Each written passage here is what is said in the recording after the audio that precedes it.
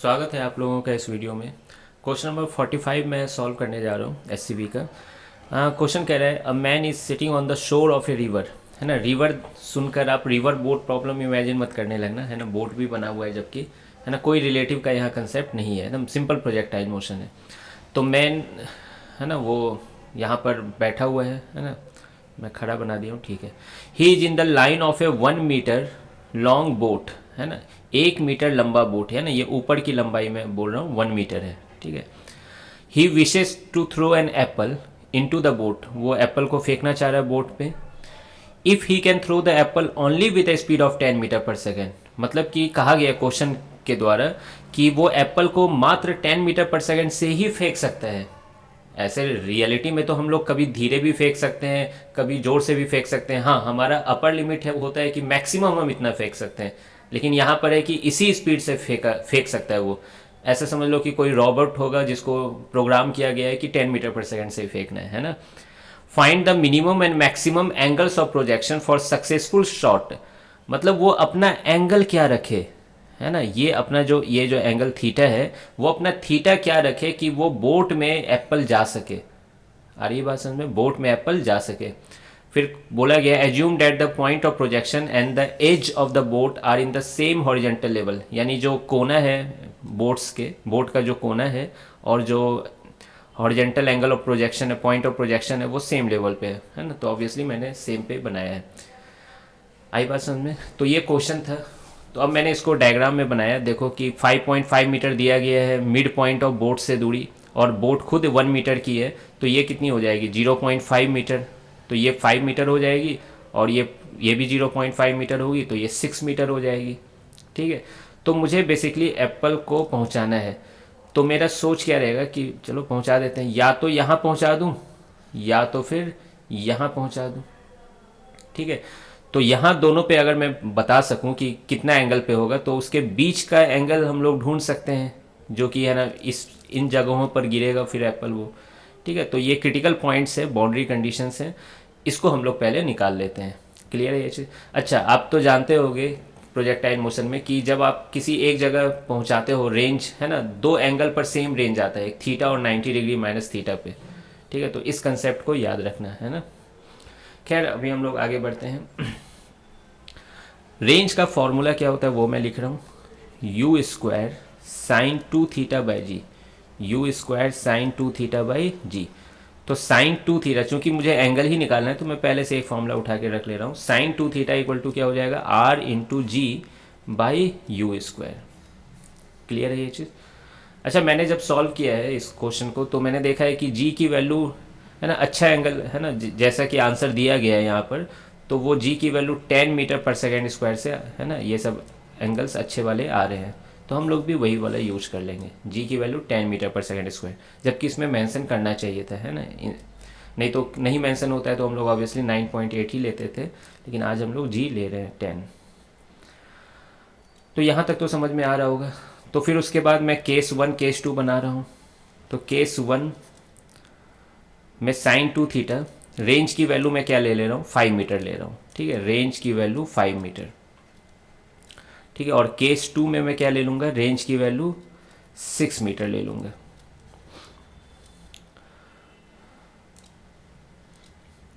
तो देखिए sign 2 theta equal to क्या हो जाएगा, आर की वैल्यू 5 हो गई, जी की वैल्यू 10 हो गई, और यू स्क्वायर कितना है, 100 है ना, यानी 10 × 10।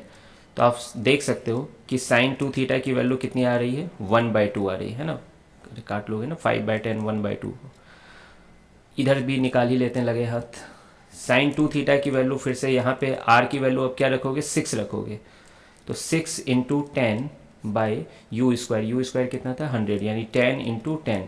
तो एक 10 तो कट गया, 2 से कट जाएगा ये 3/5 में। तो साइन 2 थीटा कितना आ गया, 3/5 आ गया।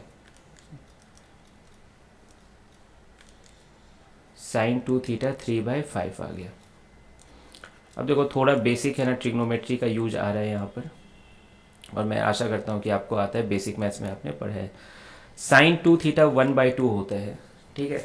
और ये भी याद रखना दो दो एंगल पे जाता है, तो मैं यहीं पर निकाल लेता हूँ। 90 माइनस थीटा करने की कोई आवश्यकता नहीं है, यहीं पर मैं निकाल लूँगा, देखना। तो साइन अल्फ़ा इक्वल टू 1/2, ऐसे समझो, साइन अल्फ़ा इक्वल टू 1/2। तो एक 30 डिग्री पे होता है और एक सेकेंड क्वाड्रेंट में, याद होगा आपको कि साइन पॉजिटिव यहाँ पर भी होती है और यहाँ पर भी होती है, और हमें यही दो एंगल से अभी मतलब है, ठीक है।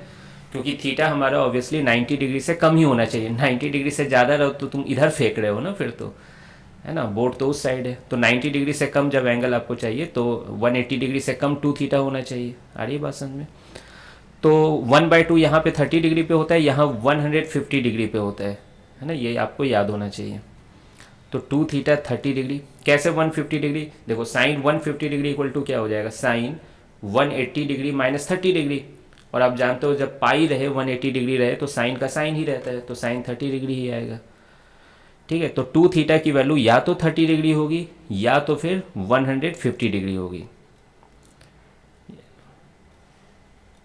ठीक है। तो थीटा की वैल्यू कितनी हो जाएगी, तो देखिए 30 का आधा कितना होगा, या तो 15 डिग्री या फिर 75 डिग्री। यानी 15 डिग्री से फेंकोगे और 10 मीटर पर सेकेंड ही तुम्हारा स्पीड है तो यहीं पर गिरेगा, है ना, इस कोने पे गिरेगा। और 75 डिग्री से भी फेंकोगे तो यहीं पर गिरेगा, एकदम बिल्कुल सही है। दोनों देखिए कंप्लीमेंट्री एंगल्स है ना, यहाँ भी आपको दिख रहा होगा। सेम उसी तरीके से मैं यहाँ पर भी सॉल्व कर ले रहा हूँ। तो साइन 2 थीटा 3/5, यानी साइन अल्फा 3/5 है, तो अल्फा की वैल्यू क्या होगी, तो ये 37 डिग्री का अप्रॉक्स होता है, हम लोग तो फिजिक्स में 37 डिग्री ही ले लेते हैं। तो एक 37 डिग्री होगा और एक इसी लॉजिक से 180 डिग्री माइनस 37 डिग्री होगा। तो ये दो एंगल्स होंगे, ठीक है। 180 डिग्री माइनस 37 डिग्री कितना हो जाता है, देखते हैं। तो एक थीटा की वैल्यू कितनी हो जाएगी, 37 डिग्री बाई 2, है ना, इसको सॉल्व कर लेना, 18 2 जा 36 होता है, तो 18.5 डिग्री हो जाएगा। और एक, है ना, इसका आधा करोगे तो ऑब्वियसली 90 डिग्री माइनस, है ना, 18.5 डिग्री होगा, तो ये आपका आ जाएगा 90 माइनस 18.5, 71.5 डिग्री आ जाएगा। तो देखिए यहाँ भी आपको दो एंगल की प्राप्ति हो चुकी है। लेकिन अभी आंसर को बोलने में अभी टाइम है ना, ऐसा मत देखना कि सर सब कुछ दिख गया मुझे तो आंसर पता चल गया है, नहीं, अभी आंसर देखो कैसे फ्रेम करेंगे। तो देखो यहाँ पूछा गया है कि find the minimum and maximum angles of projection for successful shot, यानी आप कितना मिनिमम एंगल से फेंक सकते हैं कि ये आ जाए। तो देखिए मैं कुछ कमेंट करने से पहले मैं थोड़ा सा यहाँ पर फिजिक्स समझा दे रहा हूँ, इसमें हो क्या रहा है। टेबल बना दें क्या, चलो टेबल बना देता हूँ मैं। ये थीटा है और ये रेंज है, ठीक है, थीटा और रेंज के बीच का टेबल बना रहा हूँ मैं। तो देखिए थीटा जब 15 डिग्री है तो रेंज आ रहा है आपका 5 मीटर, ठीक है। थीटा जब 18.5 डिग्री है ना, यहाँ से देखिए तो रेंज आपका आ रहा है 6 मीटर। तो फिर क्वेश्चन है 15 और 18.5 डिग्री के बीच में क्या रेंज आएगा, है ना, 15 और 18.5 डिग्री के बीच में क्या रेंज आएगा, थीटा अगर ये रहेगा तो रेंज आपकी 5 से 6 के बीच आएगी। आ रही है बात समझ में?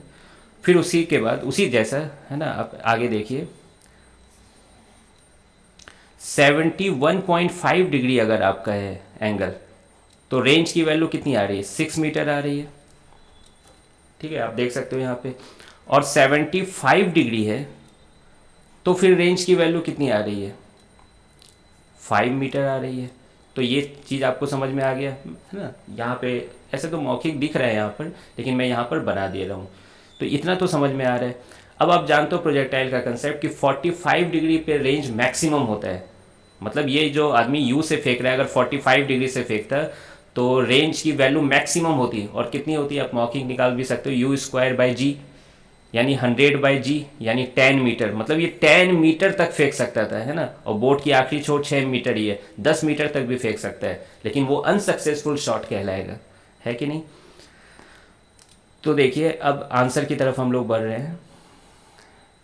तो आप देख सकते हो कि 71 पॉइंट और 75 डिग्री के बीच का जो होगा एंगल, उसमें फिर से रेंज क्या आएगी, 5 से 6 आ जाएगी, ठीक है। तो ये भी बात समझ में आ रही है। अब मैं क्या पूछ रहा हूँ कि 18.5 डिग्री और 71.5 डिग्री के बीच भी तो बहुत सारे एंगल्स होंगे, उस पर रेंज क्या आ रही है। तो उस पर मैं क्या बोलूँगा कि मुझे नहीं पता उस पर रेंज क्या आ रही है, बस मुझे इतना पता है 5 से 6 के बीच में नहीं आ रही है, ठीक है। वैसे आप ये भी बोल सकते हो कि रेंज 5 से कम आ रही होगी, 6 से ज़्यादा आ रही होगी, ठीक है। तो ये जो बीच में मैंने एंगल यहाँ पे जो छोड़ा है डेल्टा थीटा, है ना, कुछ एंगल्स छोड़ा है, देख लो 18.5 के बाद डायरेक्ट 71.5 डिग्री पे मैं पहुँचा हूँ। तो बीच में जो कितने एंगल छूट रहे हैं दोनों को आप सब्ट्रैक्ट कर दो, 71.5 माइनस 18.5, तो ये आ जाएगा आपका 53 डिग्री। तो ये जो 53 डिग्री का जो एंगल डिफरेंस है ना, वहाँ पर बोट में एप्पल नहीं जा रहा है। ठीक है। तो आई होप कि आपको पूरा समझ में आ गया होगा किस एंगल पे क्या हो रहा है यहाँ पर, है ना। मैं टेबल भी बना दिया हूँ। और हाँ, 75 से ऊपर फेंकोगे 90 डिग्री तक तो भी बोट में नहीं जा रहा है ना, ये भी बात तय है। क्लियर है ये चीज़।